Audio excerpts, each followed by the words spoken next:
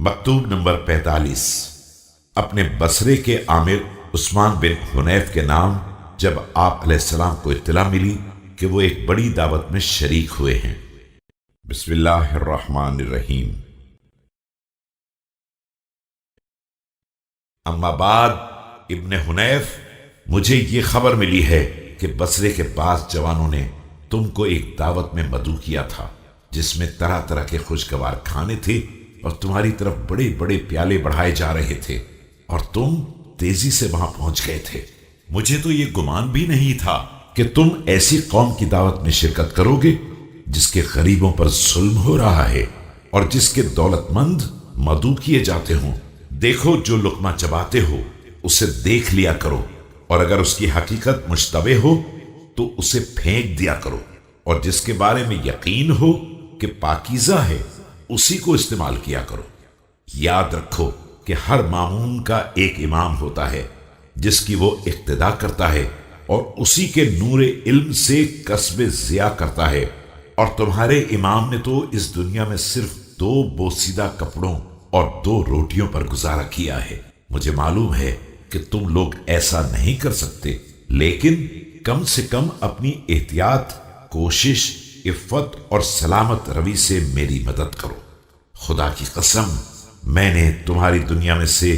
نہ کوئی سونا جمع کیا ہے اور نہ اس کے مال و متاع میں سے کوئی ذخیرہ اکٹھا کیا ہے، اور نہ ان 2 بوسیدہ کپڑوں کے بدلے کوئی اور معمولی کپڑا مہیا کیا ہے، اور نہ ایک بالشت زمین پر قبضہ کیا ہے، اور نہ ایک بیمار جانور سے زیادہ کوئی قوت یعنی غذا حاصل کیا ہے۔ یہ دنیا میری نگاہ میں کڑوی چھال سے بھی زیادہ حقیر اور بے قیمت ہے۔ ہاں، ہمارے ہاتھوں میں اس آسمان کے نیچے صرف ایک فدق تھا، مگر اس پر بھی ایک قوم نے اپنی لالچ کا مظاہرہ کیا اور دوسری قوم نے اس کے جانے کی پرواہ نہ کی، اور بہرحال بہترین فیصلہ کرنے والا پروردگار ہے۔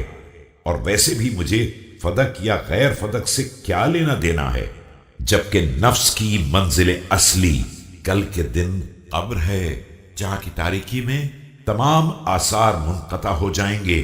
اور کوئی خبر نہ آئے گی۔ یہ ایک ایسا گڑھا ہے جس کی وسعت زیادہ بھی کر دی جائے اور کھودنے والا اسے وسیع بھی بنا دے تو بالآخر پتھر اور ڈھیلے اسے تنگ بنا دیں گے، اور تہ بتہ مٹی اس کے شگاف کو بند کر دے گی۔ میں تو اپنے نفس کو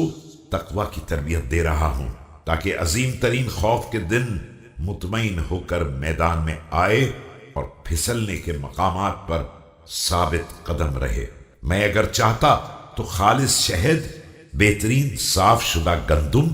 اور ریشمی کپڑوں کے راستے بھی پیدا کر سکتا تھا، لیکن خدا نہ کرے کہ مجھ پر خواہشات کا غلبہ ہو جائے اور مجھے حرص و طمع اچھے کھانوں کے اختیار کرنے کی طرف کھینچ کر لے جائیں،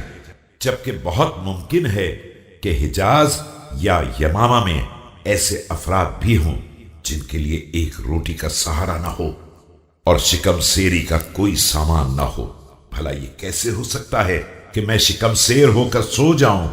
اور میرے اطراف بھوکے پیٹ اور پیاسے جگر تڑپ رہے ہوں؟ کیا میں شاعر کے اس شعر کا مصداق ہو سکتا ہوں؟ تیری بیماری کے لیے یہی کافی ہے کہ تو پیٹ بھر کر سو جائے اور تیرے اطراف وہ جگر بھی ہوں جو سوکھے چمڑے کو بھی ترس رہے ہوں۔ کیا میرا نفس اس بات سے مطمئن ہو سکتا ہے کہ مجھے امیر المومنین کہا جائے اور میں زمانے کے ناخوشگوار حالات میں مومنین کا شریک حال نہ بنوں اور معمولی غذا کے استعمال میں ان کے واسطے نمونہ نہ پیش کر سکوں؟ میں اس لیے تو پیدا نہیں کیا گیا ہوں کہ مجھے بہترین غذاؤں کا کھانا مشغول کر لے اور میں جانوروں کے مانند ہو جاؤں کہ وہ بندھے ہوتے ہیں تو ان کا کل مقصد چارہ ہوتا ہے، اور آزاد ہوتے ہیں تو کل مشغلہ ادھر ادھر چرنا ہوتا ہے، جہاں گھاس پھوس سے اپنا پیٹ بھر لیتے ہیں، اور انہیں اس بات کی فکر بھی نہیں ہوتی ہے کہ ان کا مقصد کیا ہے۔ کیا میں آزاد چھوڑ دیا گیا ہوں یا مجھے بیکار آزاد کر دیا گیا ہے، یا مقصد یہ ہے کہ میں گمراہی کی رسی میں باندھ کر کھینچا جاؤں، या फटकने की जगह पर मुंह उठाए फिरता रहूं। गोया मैं देख रहा हूं कि तुम में से बाज लोग ये कह रहे हैं कि जब अबू तालिब के फर्जंद की ग़िज़ा ऐसी मामूली है तो उन्हें ज़ौफ ने दुश्मनों से जंग करने और बहादुरों के साथ मैदान में उतरने से बिठा दिया होगा। तो ये याद रखना कि जंगल के दरख्तों की लकड़ी ज्यादा मजबूत होती है और तरोताजा दरख्तों की छाल कमजोर होती है। सहराई झाड़ का ईंधन ज्यादा भड़कता है और उसके शोले देर में बुझते भी हैं। मेरा रिश्ता रसूल अकरम सल्लल्लाहु अलैहि वसल्लम से वही है जो नूर का रिश्ता नूर से होता है या हाथ का रिश्ता बाजुओं से होता है। खुदा की कसम, अगर तमाम अरब मुझसे जंग करने पर इत्तेफाक कर लें तो भी मैं मैदान से मुंह नहीं फिरा सकता, और अगर मुझे जरा भी मौका मिल जाए तो मैं उनकी गर्दनें उड़ा दूंगा और इस बात की कोशिश करूंगा कि जमीन को उस उल्टी खोपड़ी और बेहंगम डेल डोल वाले से पाक कर दूं ताकि खलियान के दानों में से कंकर पत्थर निकल जाएं। इस मकतूब का आखिरी हिस्सा। ऐ दुनिया, मुझसे दूर हो जा, मैंने तेरी बागडोर तेरे ही कांधे पर डाल दी है और तेरे चुंगल से बाहर आ चुका हूं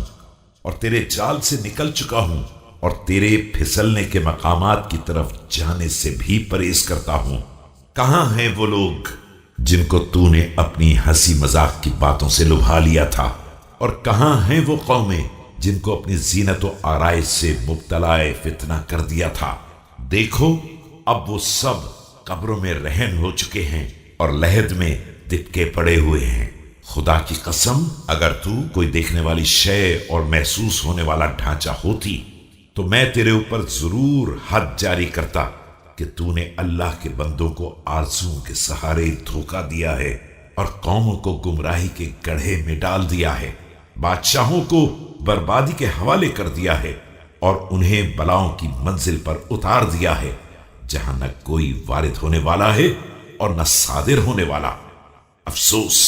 जिसने भी तेरी लग़्ज़िश गाहों पर कदम रखा वो फिसल गया और जो तेरी मौजों पर सवार हुआ वो गर्क हो गया। बस जिसने तेरे फंदों से किनारा कशी इख्तियार की उसको तौफीक हासिल हो गई। तुझसे बचने वाला इस बात की परवाह नहीं करता है कि उसकी मंजिल किस कदर तंग हो गई है, इसलिए कि दुनिया उसकी निगाह में सिर्फ एक दिन के बराबर है जिसके इख्तिताम का वक्त हो चुका है। तू मुझसे दूर हो जा, मैं तेरे कब्जे में आने वाला नहीं हूं कि तू मुझे जलील कर सके, और ना अपनी जिमाम तेरे हाथ में देने वाला हूं कि जिधर चाहे खींच सके। मैं खुदा की कसम खाकर कहता हूं, और इस कसम में मशीयत खुदा के अलावा किसी सूरत को मुस्तस्ना नहीं करता, कि इस नफ्स को ऐसी तरबियत दूंगा कि एक रोटी पर भी खुश रहे, और अगर वो बतौर ताम और नमक बतौर इदाम मिल जाए, और मैं अपनी आंखों के सोते को ऐसा बना दूंगा जैसे वो चश्मा जिसका पानी तकरीबन खुश्क हो चुका हो और सारे आंसू बह गए हों। क्या ये मुमकिन है कि जिस तरह जानवर चारा खाकर बैठ जाते हैं